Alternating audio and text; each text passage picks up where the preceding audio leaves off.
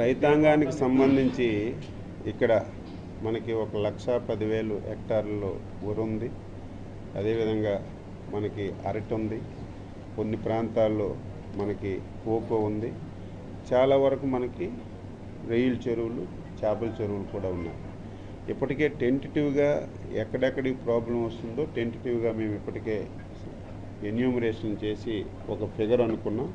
మనకు రేపు సైక్లోన్ వచ్చిన తర్వాత ఈరోజు ఇక్కడే కాదు, ఆంధ్రప్రదేశ్ రాష్ట్రంలో ఏ ఒక్క రైతు కూడా ఆందోళన చెందవలసిన అవసరం లేదు.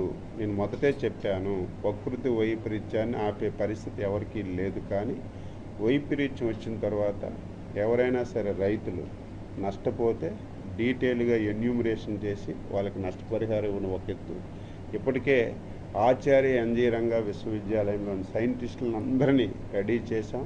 ఎందుకంటే రేపు సైక్లోన్ వచ్చిన తర్వాత కొంత పంటను మనం మళ్ళీ శాస్త్రవేత్తలు సలహాల మేరకు మనం దాన్ని మళ్ళీ తయారు చేసుకునే అవకాశం ఉంది. మళ్ళీ దాన్ని మనం ముందుకు తీసుకొచ్చే అవకాశం ఉంది. కాబట్టి శాస్త్రజ్ఞులను కూడా పెట్టి ఏ రకంగా మనం మళ్ళీ పంటను కాపాడుకోవాలి, ఒకవేళ కాపాడుకోలేకపోతే తప్పనిసరిగా ఈరోజు వరికి కానీ అదేవిధంగా అరటికి కానీ కోకోకి కానీ నష్టపరిహారం కూడా డీటెయిల్గా సర్వే చేసి తప్పనిసరిగా ఇస్తాం. రైతులు ఎవరు ఆందోళన చెందవలసిన అవసరం లేదు.